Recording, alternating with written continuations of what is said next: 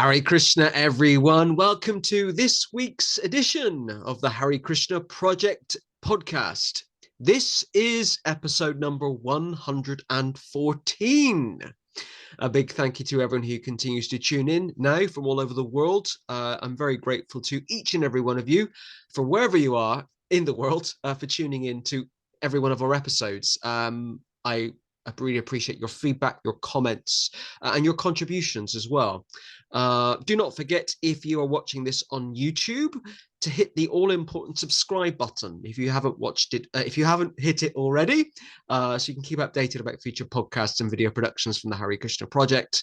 And if you're watching this on Facebook, to like or follow the Hare Krishna Project Facebook page if you haven't already, so you can be also kept updated about what we're doing here at the Hare Krishna Project. As you would have seen, we've had a really busy week. We've been doing school programs. We've been installing murtis of Srila Prabhupada. We don't just produce podcasts. As you know, to keep me out of trouble, I keep myself busy doing stuff around the UK and beyond. Okay, we are now at episode 114. I'm absolutely delighted to welcome our guest this week. It's Keith. Hare Krishna, Keith. Hare Krishna, Narad. Hare Krishna. It's great to see you. I'm really excited about this episode because I know very little about Keith other than what he's told me via email, and I'm really delighted that Keith has got in touch and is now our guest on this 114th edition. Okay, so Keith, you're going to get a nice easy question. It's the first question that every guest gets, just to warm us up. Please tell us a bit about you and where you are from. Okay, Nigel. First, I'd like to thank you very much for inviting me onto the podcast. I told you from the beginning I'm just a normal guy with a story to tell, and I know you have more distinguished and more advanced devotees on the podcast than myself. But even so, you still wanted me to come on, and so I'm very grateful for that. Thank you. And all glories to Lord Chaitanya, and all glories to A.C. Bhaktivedanta Swami Prabhupada. Hare Krishna. Jai, Hare Bol, Hare Bol. Thank you. Thank you. I was born in a Lincolnshire village to a Christian family, Church of England. I wouldn't say we were a religious family in that we didn't go to church. We only went to church for weddings and funerals. We never discussed it, but I think Father thought that going to church was a middle class thing, and we were working class. I think that was the case. But I believed in God, not something impersonal, but a personal supreme being.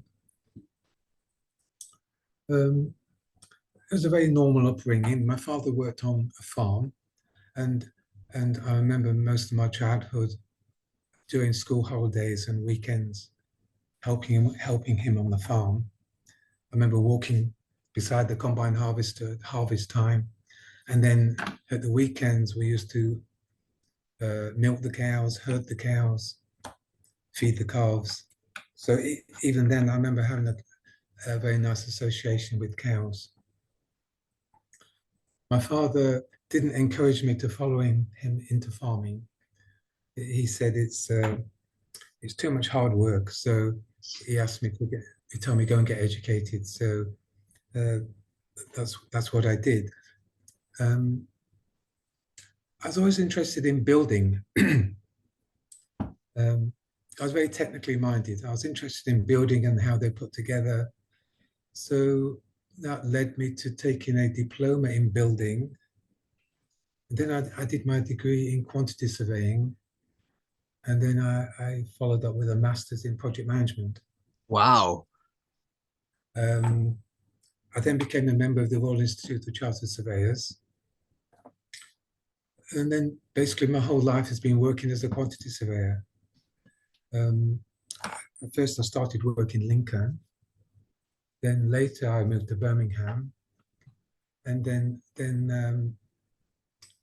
later I moved to London, and then even later I moved to I worked overseas. So I enjoyed my professional career. I've been working as a quantity surveyor all my life until I've just recently stopped working, and that's basically what I've been doing all this time. Well, can I just say, I'm going to make an assumption. I guess it's a correct assumption that your parents must have been very proud of you to go from kind of a working class lad from Lincolnshire to a quantity surveyor and have a master's degree. You know, I'm sure it was. I'm sure they were very proud of you. Um, I'm sure there was. Unfortunately, my father passed away um, when I was 21, and but my mother was very proud. Yes, my father was proud when I was doing my degree. Yes, um, my mother lived a little longer to see me in my career, and then she passed away also when I was reached 40 years old. So yes, they were very proud. Yes, yes. Great. Thank you. Well, thank you for sharing that. I always love to hear people's stories and particularly kind of where they come from, you know. As far as I'm aware, you're probably the first guest we've had from Lincolnshire. So this is another history making episode. Okay, so tell us a bit about you said something that really intrigued me, that you had like a nominally a religious upbringing in terms of Church of England. And I was Yeah, fascinated what you said about your father in terms of you didn't really go to church though necessarily because it was seen as a middle class thing. yeah, And that's kind of the same culturally where I'm from. So historically in England anyway, the middle classes went to the Church of England and the working classes went to the Methodists and the Congregationalists and the United Reformed Church, the kind of, you know, breakaway groups from the Anglicans, quite kind of different. So tell us a bit about your spiritual life. How did you meet the Hare Krishna devotees, or how did you discover Krishna consciousness? um, 1970. I was 15 then. My cousin, she was probably 20. Sometimes she'd come to our house. She was a big Beatles fan, and she brought with her and gave to me her old Beatle records. One of those records was George Harrison's record, the Hare Krishna Mantra. I, I, I have a vague memory of the record and seeing the label Hare Krishna and playing it. The the the words of the mantra didn't stick with me, but the words Hare Krishna did. To me, then, Krishna was some sort of mystical folk person from India. So that was my first encounter. And then after that, it just disappeared from my mind again. 35 years later, 2005, I'm now 50 years old. I had some sort of reawakening with Krishna, and I was reconnected with him. And what happened was I was working in London at the time, and um, my to-be wife, I'll call her name is Sheila, so I'll refer to her as Sheila. Sheila, I met, she was also a quantity surveyor, and she was working in the same company. And we got to become friends, and we began to sort of go out with each other. Um, so she was Malaysian, by the way, and she was of Indian descent. So I remember within a few days, we went to various places, and one of the first places she took me to was the Lakshmi Narayana temple in East Ham. Because she was living in East Ham, it was nearby to her. This is the first time I've been to a temple, and I haven't had a religious upbringing all these years. So I just said, what shall I do? As we entered the door, she said, just follow me. It's okay. She was very relaxed about it. I remember before we went in the door, we had to sprinkle our head 3 times with water with the tap outside, and then we take our shoes off when we walk in. The first deity I saw was Ganapati. As you know, when you go to temple and there's various deities, Ganapati should always be first. We prayed to Ganapati and I circumambulated him 3 times. And then we went to the next deity, which was Mugan. And the other deity then was Hanuman, Gayatri Devi, and then at the end of the room was Lakshmi Narayana. What I remember most from the first visit was the rituals the priests were carrying out. Milk, yogurt, and honey was being poured over Ganapati, and Hanuman was covered from head to toe in butter. I mean, these were foodstuffs, and they were being applied to the deities, so it was mind-blowing to me. When we came to take darshan of Narayana, the priest was in one hand ringing the bell, and in his other hand he was waving in front of Narayana various brass metal ornaments or implements, or maybe weapons, some shaped like a flag, some shaped like a disc, sort of like this. That also I found very intriguing. And for some reason, I was a little emotional about that.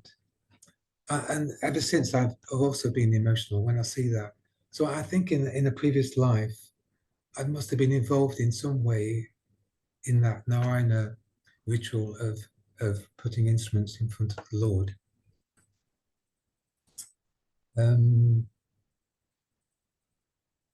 It didn't occur to me on the first visit, but after 2 or 3 times of going to the temple, I sort of got a feeling that I'm having a closer relationship with God.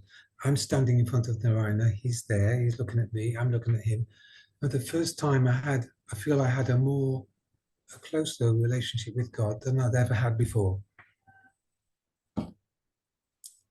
In those days, I always had difficulty pronouncing all the Indian names. And I remember clearly my wife telling me was going home one evening on the tube, and we sat at the station waiting for the train, and she said, Narayana, Narayana, Narayana. And from that point on, the spelling of Narayana and the pronunciation stuck with me. My wife had been in London for about, I keep saying my wife, I'm referring to Sheila. You'll see why I call her my wife later. We were still dating, if you like. She'd been in London for 10 years. She'd come from Malaysia. She'd studied quantity surveying in London. Then she was working in London. And that's where we met at work. We were working for the same company. I would say she was, in Malaysia, she was probably a Siva Bhakta, or also Murga and Ganpati Bhakta. It was only in London where she became a Narayana Bhakta, because she lived next to the Narayana temple, and that was a place of solitude when she was working in London. So she always used to go there. During those years, she also met another lady from Malaysia. She was from Johor Bahru. She was also living in London. She had emigrated to London in the 1970s. Wow. And she was a big Krishna devotee. So she invited Sheila back to her house. They used to sing songs, read Prabhupada's books, and her house was full of Krishna deities. So by the time I'd met Sheila, my to-be wife, she was already a Narayana Bhakta and a Krishna Bhakta. In fact, we still have the lady from Jabba who used to go to the manor a lot before, much earlier than before my wife met her. She used to go in the 1990s, and she used to take from there the the manor magazines. I think they did weekly or monthly temple magazines. We still have those today. And she used to cut out pages from the magazine, pictures of Krishna, and we still have those today. She gave them to us, and you can see on the back the date of the magazine. It was in the Wow. 19. Wow, amazing. Bit of history there. Yeah. So one sunny Sunday in North London, we went to Alexandra Palace. When we left the palace, we was waiting outside the bus stop, and my Sheila recited to me without prompting, Hare Krishna, Hare Krishna, Krishna Krishna, Hare Hare, Hare Rama, Hare Rama, Rama Rama, Hare Hare. My mind immediately went back to 1970, and it's the first time I heard those words, Hare Krishna. And the mantra I couldn't remember then on the record has now been recited to me fully and clearly. And strangely enough, I got it first time from her, and I never lost it. The words stuck with me. And strangely enough, I realized I was carrying with me for 35 years an image of Krishna also. What I mean is, if someone had shown me a picture of Krishna before 2005 and said, "Who is this?" I would have been able to say that's Hare Krishna. It must have been, it wasn't on the record label, so it must have been something on TV I picked up, because George had a lot of publicity in those days. The picture I had in my mind was he's standing in a forest, his legs are crossed, he's playing the flute, he's wearing some sort of hat with flowers inside the hat. That's the image I remembered of Hare Krishna. A few weeks later, she took me to Soho Street to the Radha Krishna temple. We went early one morning, so we sat waiting for the curtains to open. I remember it being quite bright in the room, because in those days the windows in the temple room were not covered. I think the light came through the glass windows, but now they're covered over. Waited for the curtains to draw. Then we heard some bells ring, and then the curtains opened, and we saw Lord Jagannath, Subhadra, Lord Balaram, and Radha Krishna. The significance of the deities didn't catch me first on the first visit, especially Jagannath, because I didn't know who Jagannath was and I couldn't relate to him. But obviously, Radha Krishna were very beautiful. Similar to Narayana, it took 2 or 3 visits for me to then realize the significance of the deities. And eventually I was attracted to the beauty of the deities, especially Krishna. And what I clearly remember is, on one day we went, I felt that I'm staring at Krishna, and it's as if he's looking at me. And then at that point I realized I'd got an even closer personal relationship with God, even closer than I had with Narayana. So from that point on, I thought, this is it. This is the path I wish to follow. This is the truth. This is the mantra. Prabhupada is the spiritual master. Read Prabhupada's books. ISKCON is great. It was perfect for me. I had no doubt that was the philosophy I wanted to follow. The mantra was easy to learn. The 4 regulative principles actually appealed to me. Krishna was beautiful, and the prasadam is great. So from that point on, I felt I wish to be a devotee. That's it. I remember I used to walk past Soho Street Temple 15 years earlier. I had a project in Soho where I had to go once a month for 3 years. So once a month, I used to walk through Soho Square past the temple and walk back again. I never bothered to look at the building or see what's inside. And how ironic it was that a foreigner, i.e. Sheila, it took her to get me inside the building to introduce me to God. So from that point on, I was into a steep learning curve. I wanted to learn as much as possible about Hinduism and Krishna. And the first thing, what's the difference between Narayana and Krishna? I remember we bought a CD box set from a shop in East Ham called Krishna. It was it was a TV series that appeared on India TV, which they'd put together into 20 CDs with various episodes on each CD. It was produced and directed by Raymond Saga. It was probably produced in the 1980s. I know there's been later versions since. We then later bought another box set of CDs called Mahabharat, which is also produced and directed by Raymond Saga.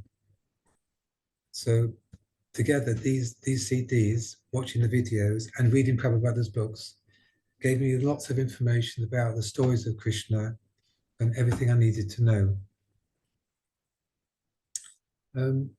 Later in the year, we took a trip to the manor. Obviously, I knew about the manor in 1970 with George's donation. So I knew about it, but I'd never been. We went one Sunday. I very much enjoyed the experience. And again, it was the beauty of the deities that attracted me.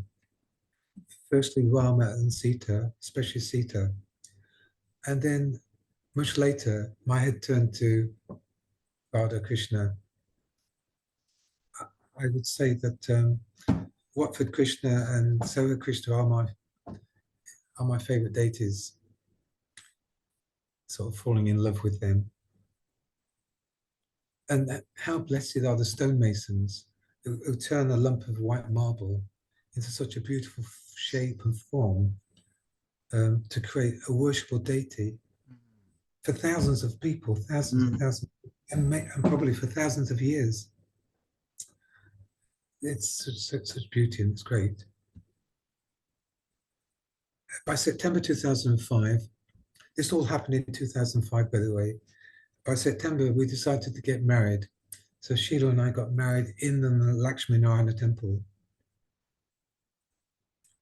It happened to be the same day that the priests there were also doing a ceremony celebrating the marriage of Lakshmi and Narayana. So they also get married on the same day as we were. So we felt very blessed. All our work colleagues came to the temple. My family members came to the temple. My sister came from New Zealand with her partner. My son came. I'd been married previously and divorced. So my son came with his mother and his stepfather and his stepsister. Sheila's family could not come from Malaysia, but she got together all her Malaysian friends from London, and they all came. That's nice. So that was my introduction to Krishna in 1970 and how it reawakened in 2005. Wow. I find it quite, well, in one sense, I find it amazing, but in another sense, I don't, because Krishna's behind everything. That we go through experiences and times in our lives when we think that maybe God's not there or Krishna's not there, but actually Krishna's always there. You know, I look at the times in my life when I felt a bit lost or empty or lonely. Krishna was always there guiding me, and I had to go through those experiences to then value him more, develop and strengthen my relationship with Krishna. And you may never know why there was a 35-year gap. You may, and in one sense, you don't need to know, because you're now having an intimate, or trying to have an intimate relationship with Krishna now. You know, but sometimes we have to go through these gaps in our lives to appreciate Krishna even more. Yeah. And the Lakshmi Narayan temple, I love that temple in East London. I have. It's a beautiful temple. I haven't been for a couple of years, but it's quite big and opulent, isn't it? When we got married, they were in the old temple. It was a converted on Kensington Avenue on the corner with the High Street. And then later they moved to the new temple on the High Street. Wow. Yeah, it's a beautiful temple. I probably haven't been there since before the pandemic, but it's very nice. And on the times that I have been in East London, which is very rare, I have certainly been to visit and take darshan, you know, to experience their lordships. So Keith, from what you've told me via email, you're a bit of a well-traveled chap. I mean, now you're chatting to us from Malaysia. which is other side of the world from where I am. um, tell us a bit about some of the places that you've and the countries that Krishna has led you to over the years. Well, I have. We left UK in 2007, and we went to work in Qatar for 10 years. Wow. We worked quantity surveying, of course, and in 2017, we actually came back to UK, actually to my former company, and I stayed there for almost 2 years. And then in 2019, the QS company in Qatar called us back again. So in 2019, we went back to Qatar and stayed there for 2 years. And then 2021 arrived, and we decided to come to Malaysia and stop working. Being in Qatar was a springboard to go to nearby countries while I was working there. For instance, India was just 3 hours away. So when Ramadan came around each year, we used to have a few days off where we could go on holiday. So we always used to try and spend our time in India, going to temples.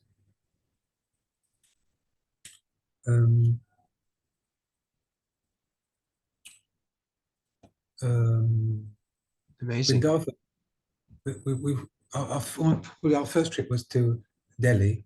We went to Delhi and then we traveled by car to Madurai. We stayed in Madurai, and then the driver then took us the next day to Vrindavan. We went to the Krishna Balaram temple, the ISKCON Krishna Balaram temple. And we also went to Banki Bihari temple. Do you know that one? No, I've heard of it, but I've never visited. It's very old and very auspicious. I mean, it wasn't too crowded when we went, by the way. It can get very crowded in India, as you know. And then the second day we went to Govardhan Hill. We didn't do a Pakurama, unfortunately. We just drove around the hill in the car. And then the same day or the next day, the driver took us to Krishna's home village of Gogol, and we went into Krishna's home. I very much enjoyed the Vrindavan experience.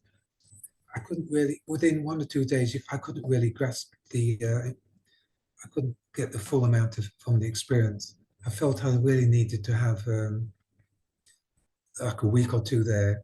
1 or 2 days was not enough to sort of soak up the atmosphere of Vrindavan. Another year we went to ISKCON Bangalore. I remember the temple was on a hilltop, and I remember buying a lot of books there, Prabhupada's books. We did have some experience, which I'd like to share with you about. Please. Non-Hindus being allowed into some of the temples. So what happened was we went to a Narayana temple called Sri Rangam, which is in Tamil Nadu. And that's where Lord Vishnu is in a reclined position, laying on the snake bed. We was waiting outside to try and get into the temple, and I could see the officials were sort of looking at me strangely, thinking, is he Hindu?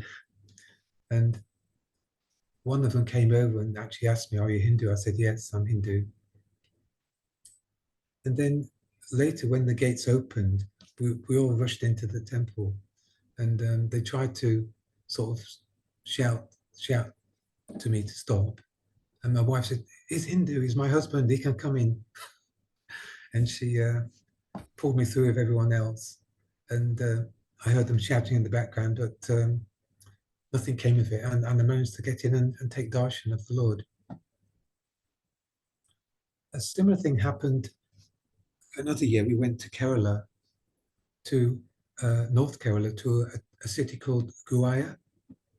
And there's a Krishna temple called Gurayappa. Do you know that one, Narad? You've heard of it? I've actually been there, and I've also been to the place you've just mentioned. Oh, right. We'd been to Goa previous years, and my wife could only get access, and I could not. But this year, we thought we'd try again. My wife took me into the temple president's office where all the priests were, and my wife said he's from he's from ISKCON. He chants Hare Krishna. Please let him in. And I remember the priest just looking at her, sort of saying, well, just go in and join the seniors queue. It was as if a curtain of Maya just dropped in front of their face, and they saw me in a different light, as if I was just a local person. And once I'd got that veil lifted, then they came back to normality.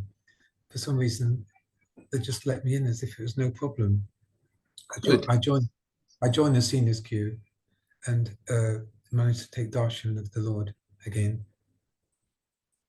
We then went to South Kerala, to the city of to Anandapuram, where there's a large Narayana temple there. I can't remember the name of the temple, but it starts with P. Again, we couldn't get access, and we went into the temple president's room, spoke to the temple president, and after a while, my wife pleading for him to let me in. I'm from ISKCON. I chant Hare Krishna.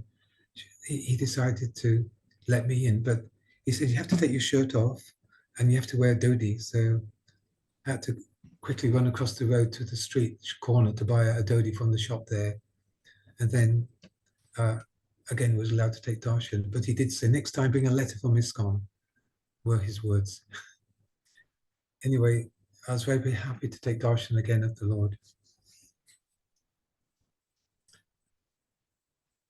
One year we went to Tamil Nadu, to Madurai, to the Meenakshi temple, the Meenakshi Devi temple. We had experienced similar situations there where I wasn't allowed to go in. And this particular year, we decided to try again. And for some reason, my wife talked to the people at the entrance gate. Again, she said, is Hare Krishna follower? He chants Hare Krishna, please let him in. And she sort of dragged me through the gate, and I looked behind, and for some strange reason, there's no resistance from them this time, and they allowed me to go in. And again, I was allowed to take darshan of Meenakshi Devi and Siva also. Wow. It sounds a little bit like I'm showing off. I've been to all these places, but the point I want to make is there was a lot of temples where it was strictly no Hindus were allowed to enter, and for some strange reason, and my wife's perseverance and Krishna's blessing, I managed to get entrance into these temples and take darshan. Yeah, it's quite obviously. I'm saying this from the perspective of someone who wasn't born in India. It's quite sad that non-Indians or non-Hindus in the traditional sense, people who weren't born Hindu, are not allowed to go into such temples. The Jagannath temple in Puri is another example, generally where white people or non-Indians are not allowed to go in. I've never managed to get into the Jagannath temple in Puri, but I have been into some of these other temples you mentioned, and it was a bit of bureaucracy. I had to get a letter from ISKCON to verify that I was initiated. I was a Western convert. I had a different name, and it's not straightforward. I'm guessing the temple authorities want to try and maintain that kind of purity or spiritual sanctity of the temples. Also, these things here, Tulsi beads, have been a very good kind of passport for me over the years. I was in Mumbai, must have been 9 years ago, and I was walking past this particular temple, and it was a Jain temple. So the Jains are even more strict than the Vaishnavas in terms of diet, in terms of lifestyle. and it was, I can't remember what the sign said, but it was very clear that as a Westerner, I wasn't allowed into the inner sanctum of the temple. However, when the priest saw that I was wearing tulsi beads, he just checked that I didn't eat meat, and I verified that I didn't eat meat, and I was allowed in. And he gave me a tour of the kind of inner sanctuary of this Jain temple, and it was wonderful. All these deities were there. I think it's the only Jain temple I've ever been to. But yeah, certainly things like tulsi beads and letters from temple authorities can help us help us get through to these into these places. Definitely, yeah. I'd like to, if I can, share some experiences I've had um, since 2005. Yeah, definitely. Can I just ask you one question about Qatar? Did you have any opportunities when you were living in the Middle East to practice Krishna consciousness or Vaishnavism at all? Was there anything there that you were able to get involved with? Um, well, there's no temples there. Mm, Uh, there are some churches there in a special area, but actually there was one a residential house that had been converted into a sort of um, temple. I don't think it was probably known to the authorities, but we did go there one day and meet some other Indians there. Um, they were praying more to a guru, mm. and they seemed to be concentrating on Arjuna. Because I remember someone there asking me what was what's the main point that Arjuna was making when he was talking to Krishna. So I remember prayers to a guru, and I remember in one room there was some pictures of Krishna. Um, Wonderful. we only went that one time, um, and we didn't go since. But other than that, no, we didn't have chance. There were no temples, so that's why we used to go to India when we had Yeah, chance. yeah. Great. Well, thank you for sharing. But yes, please tell us about your experiences since 2005. I'd love to hear them. Well, there's been many, but ever since that year, I've been trying to improve myself, become a better devotee, and get more and more information and knowledge about Hinduism and Krishna. And all I can say is, if you become Krishna, if you become conscious of Krishna, then Krishna will reciprocate. And I have many examples, some small, some big, but I just got a few small Yes, experiences like please that. share them. I'd love to hear them. Some are just fascinating stories, and some people may think they're insignificant or just coincidences, but for me, they all have a little bit of Krishna magic. One day after getting married, we after getting married, we moved from East Ham to West Ham, and we went one day. We went to a part of West Ham we don't normally go to. We lived on the west side of West Ham, if you like, and we went to the east side of West Ham, a place called Green Street. All the Indian shops are in Green Street, you probably know. But we walked past the shops this particular day, down towards the football ground where West Ham United used to be. At that end of Green Street, there's no shops. There's just residential housing facing the football ground. But for some reason, we walked down there that day, and I saw that one house had been converted into a small temple. It looked like an ISKCON temple. I could see Bhagavad Gita in the window. I'd been searching and looking for answers to various questions for quite a while, and Sheila suggested, why don't we go in and ask the devotees there some questions to get some answers. So we went in, and I asked the devotee, how did Krishna die? And he said, Krishna didn't die, he's transcendental. He appeared, then he disappeared. And did you know he appeared 500 years ago? So that was my introduction to Lord Chaitanya. the devotee must have thought it very strange that I'd come in, asked this question, how Krishna died, and then I walked out. But as I said before, when you're searching for Krishna, Krishna will arrange for the answers to be given to you. We've never walked down that street before, and we haven't since. So it's a very strange coincidence. 2006 or 2007, I don't remember which year, we went to the London Radha Yatra, which was for me a great festival, all like-minded devotees together, chanting and pulling the chariot and walking through London. It's a great atmosphere, and the prasadam at the end in Trafalgar Square. I remember trying to take my turn in pulling the chariot rope in Piccadilly Circus, and my wife saying, "Not like that, not like that." I must have been pulling it the wrong way or something. So everyone was looking at me as if I'd done something wrong.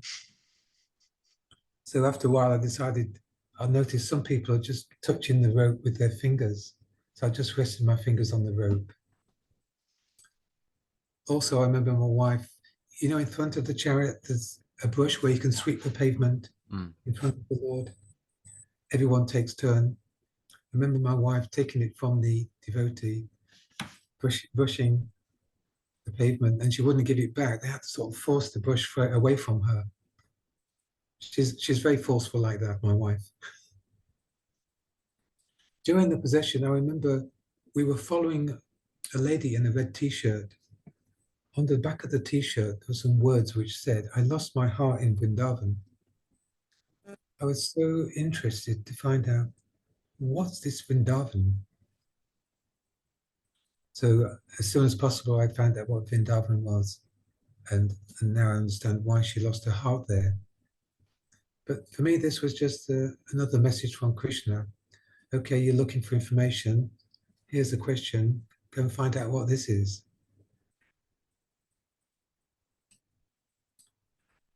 One year we went to the Black Country, to the Balaji Temple in Tipton.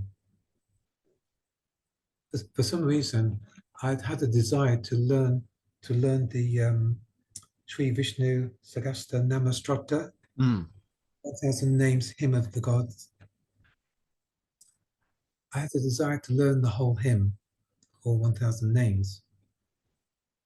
Before going into the temple, we went down to the bookstore first, and I saw a book and just picked it up. And the book was the Sri Vishnu Sagasta Strata. I just opened the book, and the first verse I saw in the page I opened was Sri Rama Rama Rameti Rame Rame Manu Rame Sahasranama Tatulyam Rama Nama Varanane. And at the end of the verse, it mentioned that you only need to say this verse only, and it's as good as saying all 1,000 names. In other words, this verse only is the same as saying all the other 999 verses. I think it said that those who are incapable of learning the whole hymn, or due to age cannot learn the whole hymn. This verse alone is sufficient.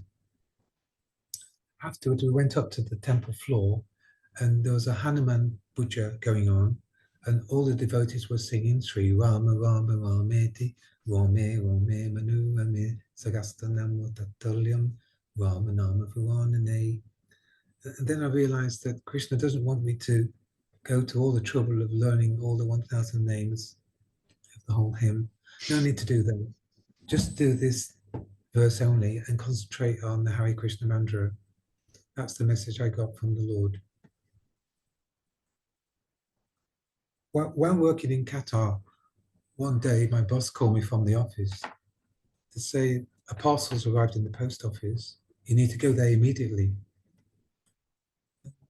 I couldn't quite first think what was there, but when I was driving to the post office, I was thinking, what could it be? And I remember that I ordered one book from the BBT. It was Renunciation Through Wisdom.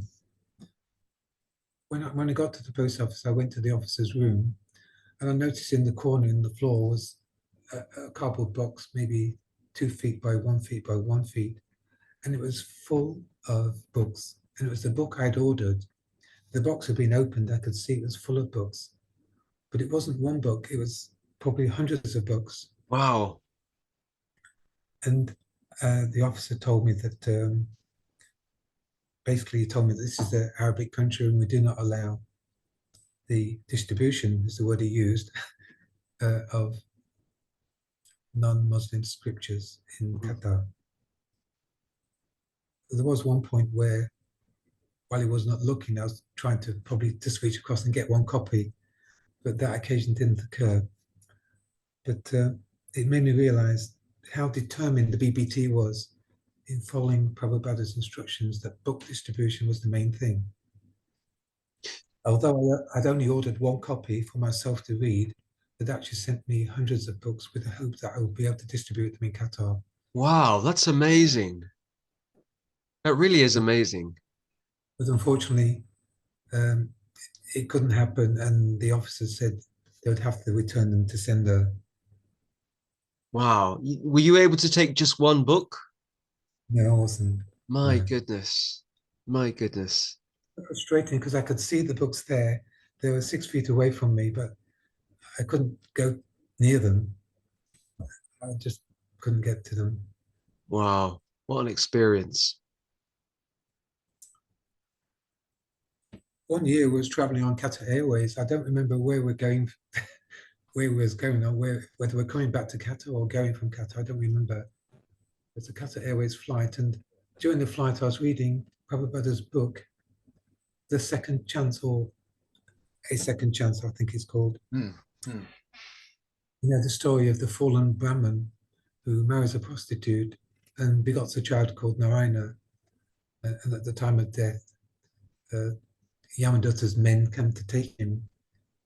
And in fear, he cries, Narayana, Narayana, Narayana, his son's name. And the Vishnuduttas come to save him. I was reading the book probably halfway through. My wife had gone to the washroom and she came back and said, can I borrow the book for a moment? So she took the book from me. She'd gone for a while, and I looked behind me and noticed she was talking to someone in the corridor next to the washroom where people stretch their legs during the flight.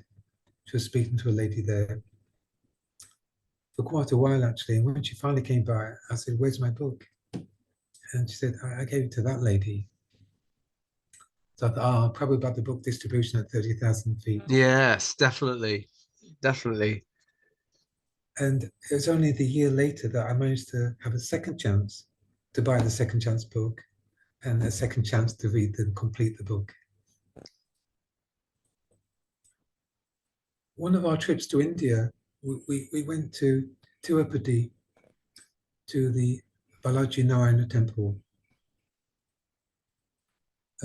We arrived late one evening. We had to wait outside the temple at an entrance gate. Some locals there said, since you're international, why don't you go to the VIP gate? So we went to the VIP gate where there was some Indians also there. There's lots of people there waiting to get in. They said the VIP gate would be easy for you to go in. We were probably waiting outside for an hour or two, all very civilized. And all of a sudden the gate opened. It's like a turnstile gate. And all these civilized people all of a sudden jumped up and all ran to the gate to get through. We joined them, of course, but it was like a stampede, pushing and shoving. It was quite violent, actually, for me. But strangely, once we got through the gate, it all calmed down again to join the main queue inside the temple. And I thought, if this is the VIP gate, imagine what the public gate would have been like. Anyway, once we joined the queue inside, I had no idea how long the queue would be to take darshan of the Lord. I had heard that it was going to take hours, but and the public queue I understood was probably can be up to 8 hours. So I knew it was probably in for a few hours waiting in the queue. The queue went through various buildings, over bridges, down into other buildings, and eventually you take darshan of the Lord. For some reason, when I joined the queue, I decided to say a short mantra, Govinda, Govinda, Hare Govinda. I knew what Govinda was. and I knew Hare, but for some reason I decided to say Govinda, Govinda, Hare Govinda. And I decided that from joining the queue, I would repeat this mantra all the way until I take darshan. I didn't know how long it would take, but it probably took us maybe 2 or 3 hours. Wow. My wife and the people around us were just talking normally. I seemed to be the only one in some sort of mini trance. When we got towards the end of the queue, we took our final turn in the queue and we could see the Lord ahead, the final straight line, if you like. People were stretching their heads to see the Lord. There was a lady in front of us. She was short and she couldn't see. So my wife said, pick her up. So I just put my hand around her waist and just lifted her like this for 5 seconds and then put her down again. For some reason, she felt weightless to me. She was a short lady, but she must have weighed at least 30 kg. But for some reason, she felt there was no weight to it at all. I don't know where I got the strength from or what happened, but it was very strange. About 10 minutes later, it was our turn to take darshan. The assistants there, they bring the devotee in front of the Lord. You have 1 second darshan, then they pull you away. When my turn came, the assistant put me in front of the Lord. I take darshan in 1 second, then they pull me away. And then someone pulled me back again. They pulled me back and I had another 1 second darshan of the Lord.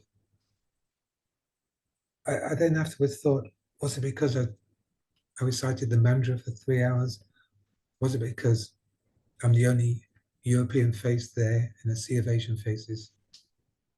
It was only much later I realized that no, it's because I carried out some devotional service for the Lord by lifting one of his devotees so she could see the Lord. That Krishna gave me another 1 second to take darshan.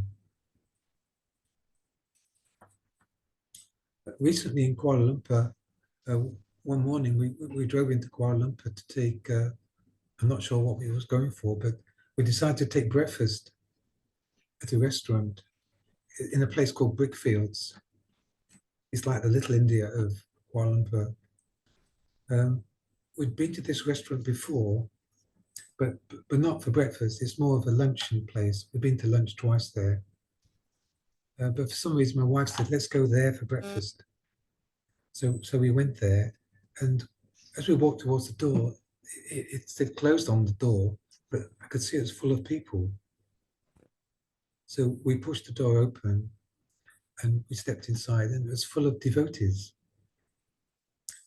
There were Chinese or Japanese devotees, and they're all facing one end of the room.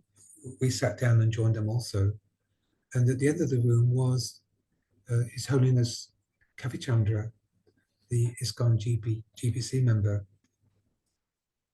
I never thought I'd have the chance to meet someone who had had the direct association with Sri Prabhupada. Krishna had arranged that obviously I can't see Sri Prabhupada, but he can do the next best thing, which is to meet someone who is a close associate of Sri Prabhupada. Of all the places to go to have breakfast in Kuala Lumpur that day, we went to that place at that time for us to see Swami Kavichandra. A couple of years ago, we went back to the Manor, and we were staying in a London hotel for a month, and my wife suggested, let's go to the Manor for a few days. So we decided to call them, and we knew there were guest houses there we could go to. So we called them, and the guest house, the devotee, whose name is Prabhu Dion, arranged for us to stay in the guest house for 3 days. When we arrived there, myself, my wife, and my sister-in-law, Prabhu Dion greeted us and took us up the main stairs into the front room, the main front room, facing the lawn of Bhaktivedanta Manor. I couldn't believe that. I thought a guest room would be some room at the back of the manor, a separate building, or maybe in the nearby village there was a guest house. Here we are in the main first floor front room of the manor, looking out over the lawn, which has probably been frequented by Mukund Goswami and all the other famous devotees, and Prabhupada himself, and George Harrison, of course. I was just totally overwhelmed of all the hotels staying in London or anywhere in the UK. This is the only place, the only room I'd wish to stay in. This was like a 10-star room. Yeah. We had a great 3 days. And I remember the devotee brought us a plate of prasadam. It was a milk curd type cake. Mm. And the taste was, it was obviously transcendental prasadam, and it's a taste you can never relish again outside the temple. I'll never forget. In recent years, I've been trying to follow the path and history of Prabhupada. My focus was on Krishna, but later in the years, my attention drew to the spiritual master Prabhupada. I wanted to know more about him and his work and how it all started.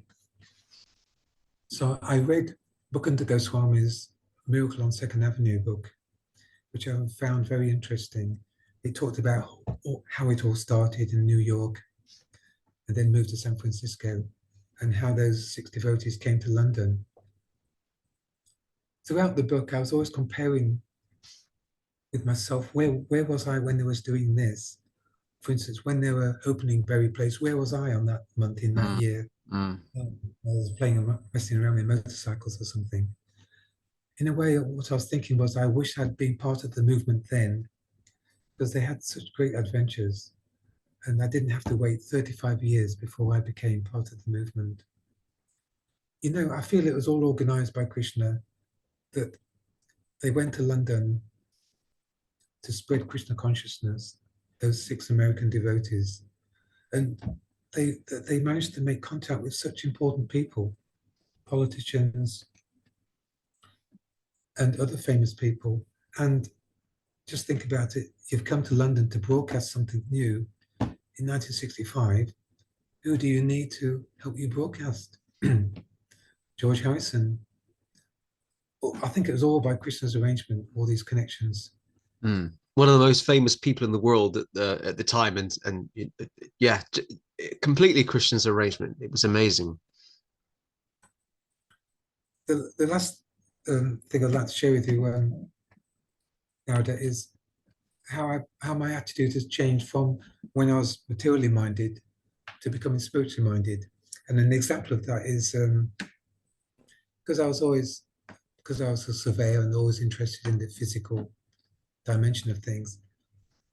Regards the universe, I always accepted infinity, but for me, the universe somehow came to an end, and there was a wall at the edge of the universe of some material substance. Then beyond that wall, there's nothing. But then, how can there be nothing forever? So I couldn't really grasp infinity with using my material senses. As soon as I became spiritually minded, I immediately accepted infinity, to the point where I wasn't interested in trying to fathom out infinity. All my interest was turned towards God. He is infinite, and that's all we need to think about. Don't try and think about infinity and try and fathom it out. Just think about God. And that's how the attitude changed about the universe. Of course, reading the Srimad Bhagavatam, all the dimensions of the universe and the juxtaposition of the planets and the position of the Lord are all given in the Bhagavatam. All that information was given to me there. Great, wonderful. Thank you. Can I ask you a question about one of the things that you told me in our email exchange was that you like painting. You're a painter. Can you tell us a bit about that?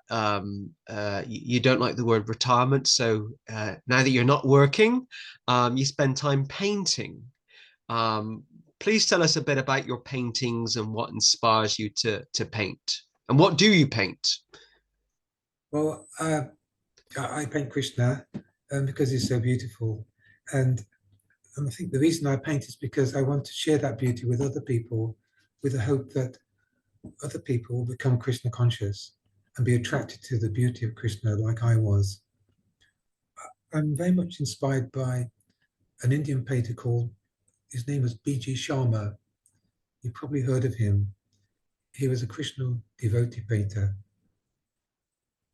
He usually depicts Krishna in a landscape background, green grass, green trees, with Krishna being very colourful with a colourful halo.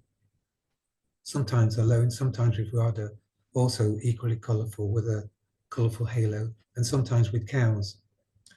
I always very much liked his style, and that inspired me to follow his style. So probably my painting is a little more contemporary. For one reason, I'm using Microsoft Paint and not paper. There's a painting on the wall behind you, I can see. Is that Yeah, one of yours? Is that a painting of yours? yes, it is. And And I can see actually, some cows, I believe. I saw that at the beginning of this recording. There's some cows on the painting, and possibly Krishna in the middle. yeah, shall I just get it down? Yes, please, if you want to, if you feel comfortable doing that. Yeah, please do, Keith. Wow. This is amazing. This painting is amazing. Well, you're certainly very talented. I like the moon and the way the moon's positioned with the kind of cloud lining there. Thank you very much. Thank you. Wow, thank you for sharing that, Keith. There's actually a story about that because before going to London, I said we went to London for a month in 2022. Before the travel to London, I painted that picture, which shows it has a building in the background, which is like a wooden frame building. And then there's cows. And when I got back from London, I realised actually that the building looks like back to Devanta Manor, which is Mock Tudor. That's also a timber frame building. And while I was in back to Devanta Manor, I saw all the cows. So I felt it was like I felt the painting was sort of something. It's telling me something that's going to happen to me in the next few months. I don't know. Maybe it's I'm dreaming. But it's a I've, wonderful dream to have.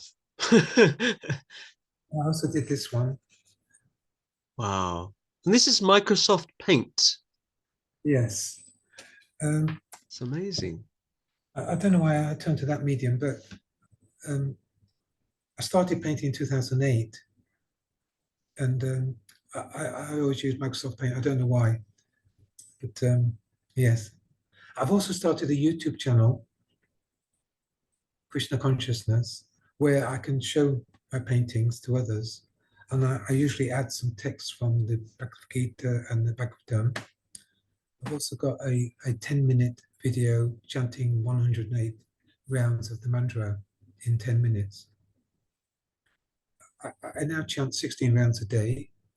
I always used to chant, always, but I never used to keep count. I'm sure it was not 16. But since stopping work, I definitely chant 16 rounds a day.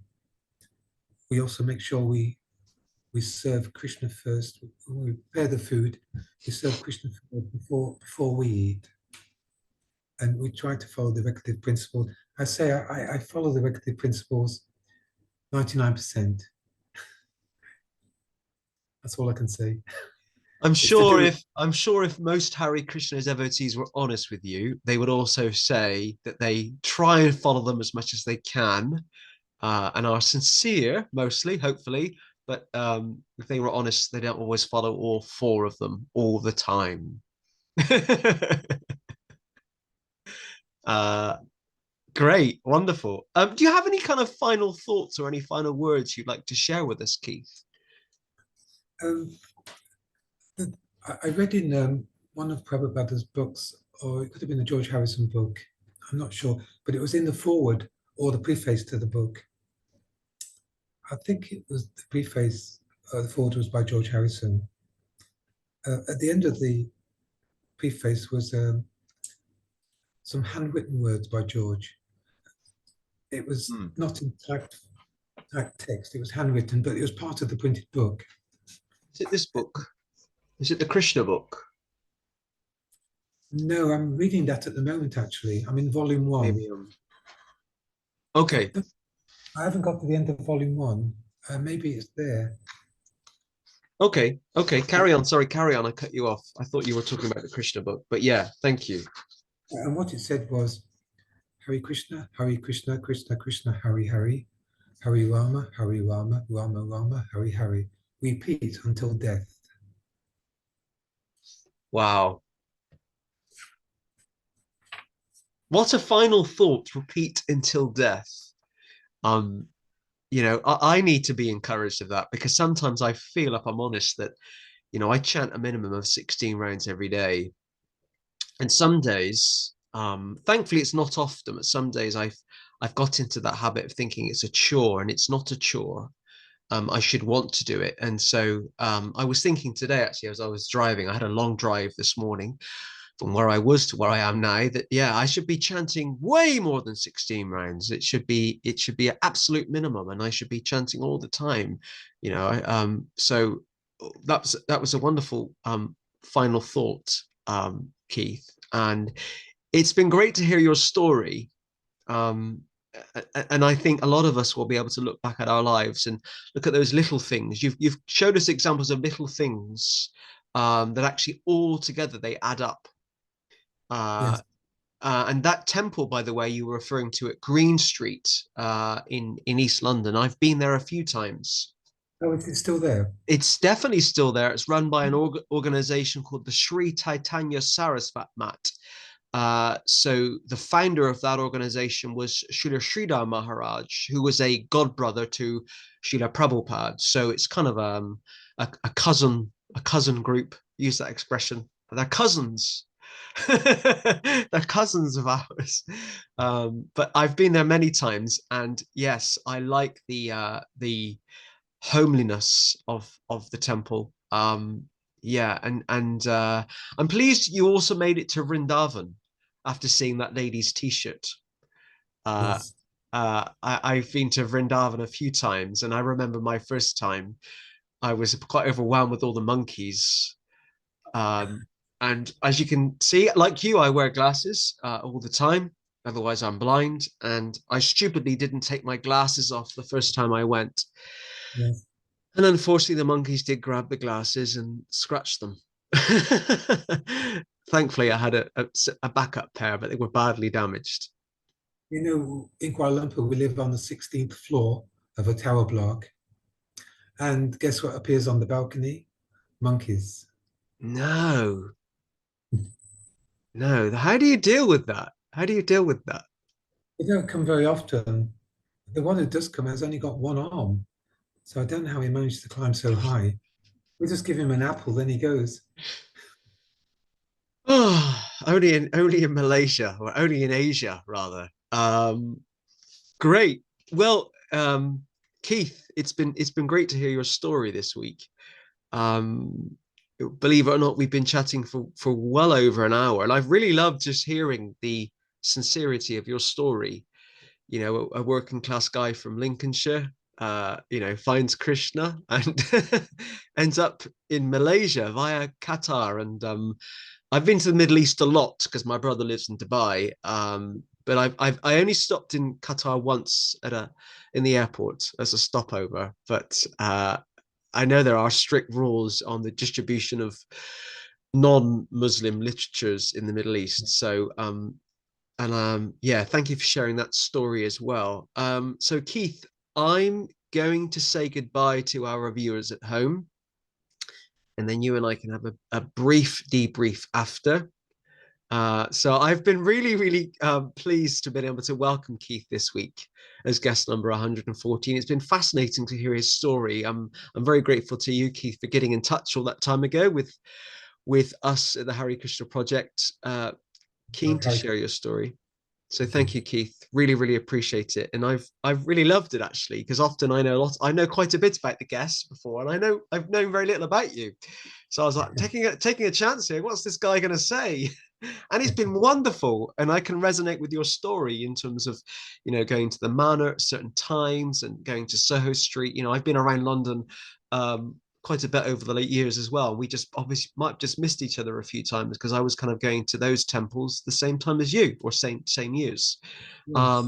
So a big thank you to Keith for being our 114th guest on the Hare Krishna Project podcast. It's been great to hear his story this week. Do not forget, if you're watching this on YouTube, if you haven't already, to hit the subscribe button so you can be kept updated about future podcasts here at the Hare Krishna Project. And if you're watching this on Facebook, please, if you haven't already, like or follow the Hare Krishna Project Facebook page.